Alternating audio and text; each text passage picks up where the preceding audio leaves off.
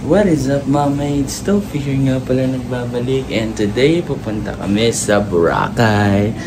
Ayan o, first time mag-airplane ng aming baby. Samahan nyo kami.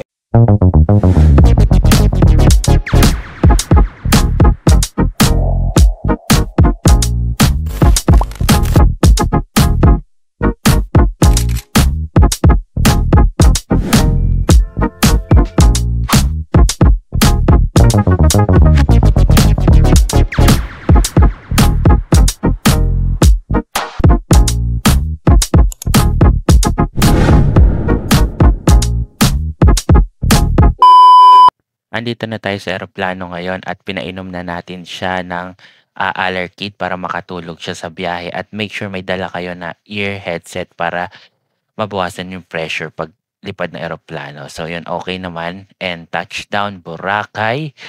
As always, ang ganda pa rin talaga ng Boracay, at ayan, first time din ni Mrs. na pumunta dito, kaya pinush talaga namin. Mates, mag-room tour tayo sa ating kwarto. Andito tayo sa Mandarines. So, 312. Yan. Ayan. Pagpasok mo, nandito ang kwarto na agad. Yan. So, meron dyang ref. Sorry sa ano. Ano na to? Day 2. Day 2 na natin. So, ayan. May TV. Maganda yung TV nila, Samsung. Yan, may pa-coffee, tas may water. So, yan, may mga lalagyan ng gamit. And meron dang safe, tapos phone, laruan ni Kalia. Ito yung mga laruan mo, oh. So, ayan, ito ang CR. Uy, nakahubad. Sabi na. Yan lang, tas meron ditong mirror. Ayun, papakita ko sa inyo mamaya yung pool area at saka kung ano yung amenities pa dito. May gym dun sa labas. So, see you. Ang trip na to talaga ay para sa aming magpipinsan, mag-banding-banding. Yung ibang pinsan namin ay galing pa sa Isabela, at yung pinsan namin na si Sam na galing sa US. At yun ang graduation gift sa kanya ng kanyang mama. So, shoutout Tita Lala. And ito na yung mga amenities. Meron silang gym dito sa floor na tapat lang ng aming room. And then, paglabas mo dito, ayan na, pwede ka nang bumaba sa beach front. Yan. So, makikita nyo, ang ganda ng view. High tide ngayon nung pagdating namin. Kaya, ayan, kitang-kita dyan. Beach, blue. Tapos sa taas naman, meron silang bar dyan, and then yung pinakataas, ito yung pool area nila. So meron kang 1 compliment drink sa each guest upon arrival. So yun, ang vlog na to pala ay puro food trip kasi hindi tayo pwedeng lumabas for tours and water activities. So yun, yan, kumain tayo dito sa isa sa sikat na trending nilang cafe, Sunny's Cafe sa Station 1. Baba. Kain tayo dito sa Hama. Yan.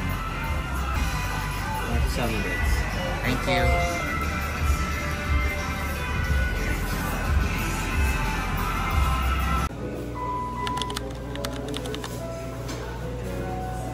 Breakfast buffet na din yung kasama sa ating accommodation package. So, okay naman yung food nila, decent. Nasa 7 out of 10. Alia!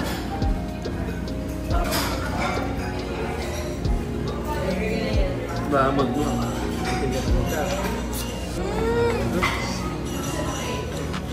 Cute naman ni Gel.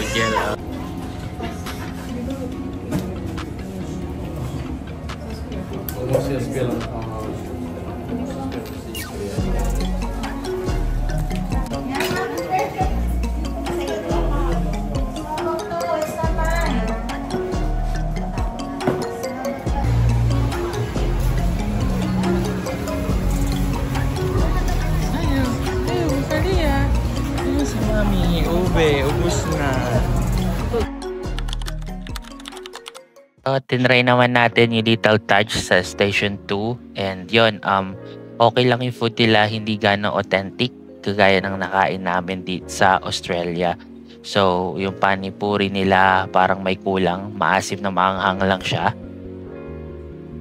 Pero warning guys, check nyo muna yung menu nila kasi medyo pricey talaga dito sa Little Touch na to.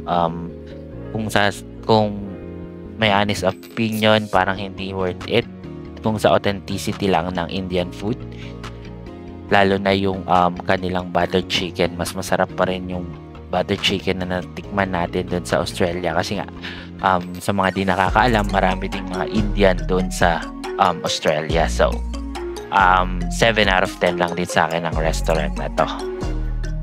Pero i-try nyo pa rin. And then ayan, nag-chill muna kami sa rooftop at naligo sa pool kasi nga yung mga bata ay nag-water activities at nag-island hopping. So kaming tatlo lang dito ang nag-chill sama si Kalia. Ayan.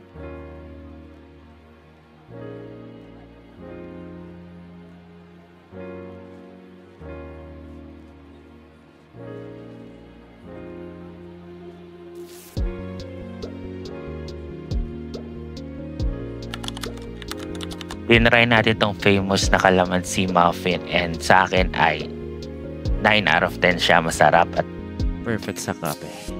Then tinry natin tong Seasons Coffee, okay naman siya, 8 out of 10. Ayun, ito na yung last full day natin dito sa Boracay, so susulitin na natin.